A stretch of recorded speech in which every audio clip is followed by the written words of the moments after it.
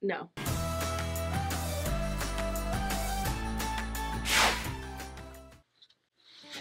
Friends and family, this is Megan Mo, aka John Bldg. So in light of my recent engagement and the fact that I've been posting a lot of date-related videos with my fiance, and in the past I have posted a lot of videos about dating, I mainly do because that seems to be what you guys are most interested in. And as a YouTuber, you want to make the videos that people are watching the most. I gotta eat. But when I post those topics, there will be, without a doubt, always people who say stuff like, Megan, you've got a fat ass. Girl, why are you only dating Koreans? Why you don't date no foreign people? Like, you just totally went to Korea to date Korean guys. Who does that? Who uproots their whole life just to go to a country to date people? Like, seriously? So why haven't I dated a foreigner the whole time I've been in Korea for 7 years? Well, the answer is simple. The population is 96% Korean. Well, that means that 4% of the population is foreign. Now, I'm not bi, which means I need somebody who's a man, a male, okay?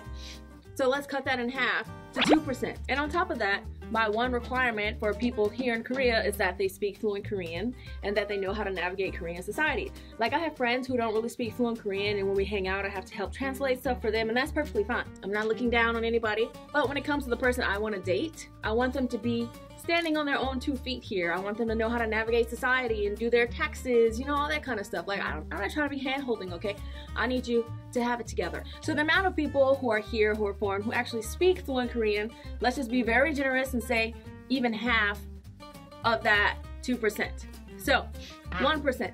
Now, being somebody who wants to stay in Korea indefinitely at the moment, that means that I'm also looking for somebody who's gonna permanently stay in Korea, which in my entire 7 years in Korea, I have not met not one foreign guy who was planning on staying in Korea indefinitely who wasn't already married. So let's just be real generous here and split that 1% in half to 0.5% of the population. If you exclude the people who are already married, I'm sure that cuts that 0.5 down again. I'm not good at math, so we're not going lower than that. But think about this.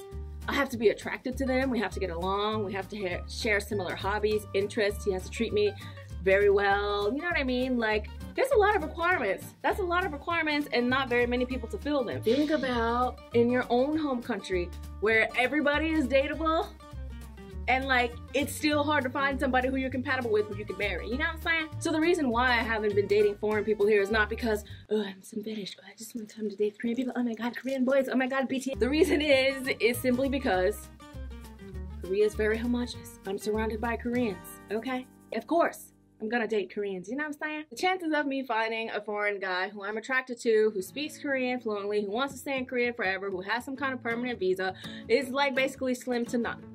So, thank you for understanding. So, you guys were asking me other questions about dating in Korea, so I thought I would take this time to, you know, answer a little bit. You guys were asking about when I'm getting married. Oh, definitely we want to get married this year, because we're just like, we decided we want to get married. We just want to get married ASAP. So, Charles said, what were some problems you didn't anticipate? So this is a very interesting one. I think I talked about it before, but the one thing that I didn't anticipate is because, like, okay, so you know how in America it's usually the women, like, in the relationships who are trying to message more and like be more connected, and it's the guys who get yelled at for not texting back enough or not texting back quick enough.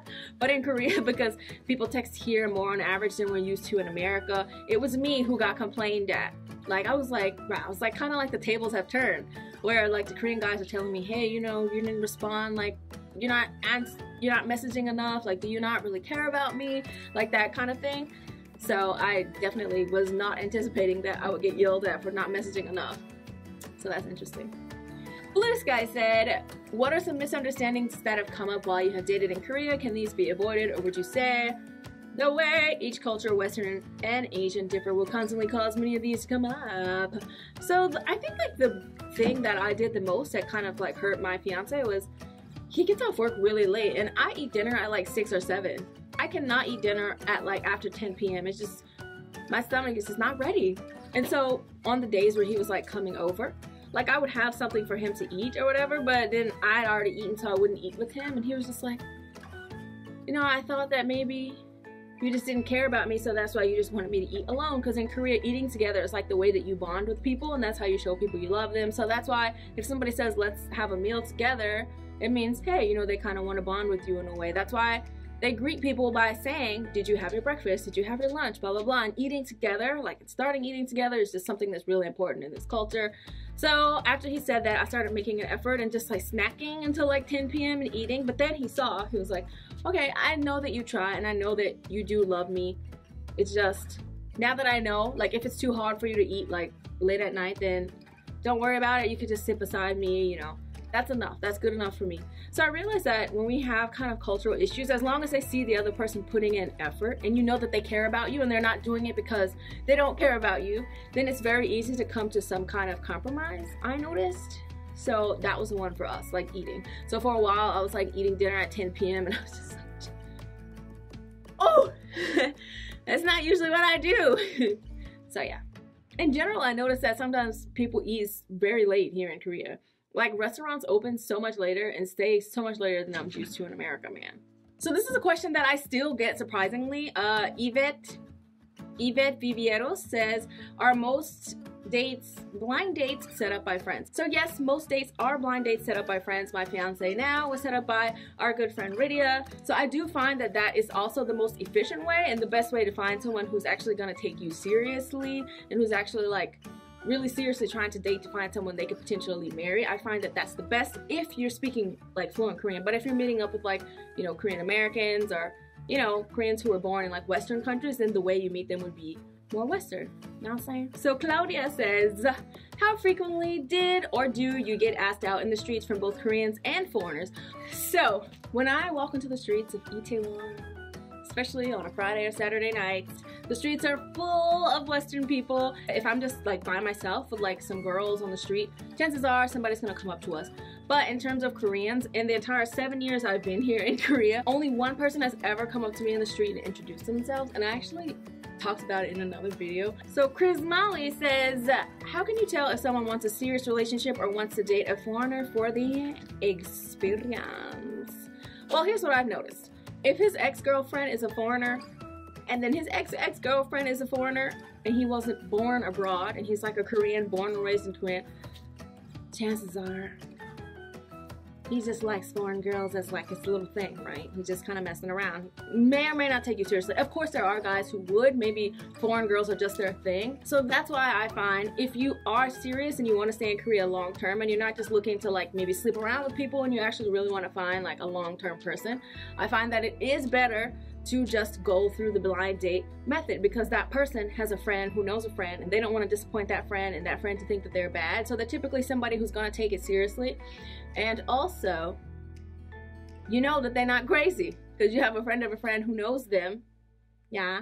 And you know, look for those signs. Did he actually ask you to be his girlfriend, or did he just kind of assume that you were his girlfriend? Is he taking the time to do special things for you? Is he trying to like not come up in your house all early? Because that's one thing in Korea too. Like for us in America, I feel like we hang out at people's houses all the time. Like we hang out at our friend's house. You can even go on a date like to someone's house and like that person will cook dinner for you and it's cool. But in Korea, because you typically don't hang out in people's houses like that, if you meet a guy like 1 or 2 dates and he's like trying to come in your house, chances are he just wants to do the little boom boom room instead of like actually being like serious about you. I've noticed that in Korea, if a guy is serious about you, he's not gonna try and touch you or come to your house or be in situations where you guys are alone too quickly. He would probably go on several dates, ask you to be his girlfriend in some kind of cute way, and then maybe you go on from there. You know what I'm saying? But too early, I noticed they wouldn't be trying to do all that stuff and be all up on you like that. So that's all I got. So this brings me on to the next thing, which Grizel said. She asked, how to flirt with someone you're interested in. How do I know if he likes me? I like someone now and he's very shy and awkward, and so am I. So I can't tell if he likes me or just wants a foreign friend. So what I've noticed in general is you don't typically flirt here, because again, most people go out on dates with people via sogeting. So it's already known that we are two people who are potentially interested in dating, but going around and flirting like, oh, hello. No. I think people probably would misunderstand and think that you only wanted to sleep with them instead of actually have a relationship with them if you were trying to like overtly flirt too much, especially if you were flirting by like trying to touch their hand or something like that. Like, no. I think the best way here is if you're in a situation and you have a guy who you're interested in but you think he's shy, so just tell him. Just tell him. If he's not like a friend you've had for like 5-10 years and you're worried about losing him or it being awkward, Just compliment him, tell him he's great, and you think you want to go on a date with him. What does he think? And then go from there.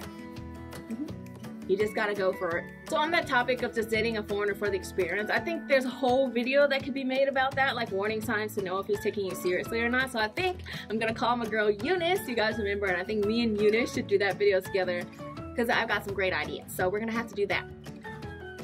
And I know all of my videos have been about relationships, introducing my fiance, etc. And that's because that's just where my life is right now. We have to go to America and then we have to plan our wedding. We talk to our family members and stuff like that. So after we come back from America and we get the wedding stuff underway, then I'll start, you know, talking about just other culture related things and not so heavily date related or like marriage related. But those are all the topics that are coming up right now. Like there's so many interesting topics because his family has some things that they want to do like before the wedding. And I was like, oh, this is so cool. So I'm going to share them with you guys. Yes. So I hope that you enjoyed that video. I feel like in the last part I totally rambled on, but some of you guys say you like when I ramble on and I don't know why, but here you go. If you like this video and like to see more videos, please subscribe to my YouTube page, which is down below. Don't forget to follow me on Instagram, Twitter, Snapchat, like me on Facebook. I will see ya. You know what I'm saying?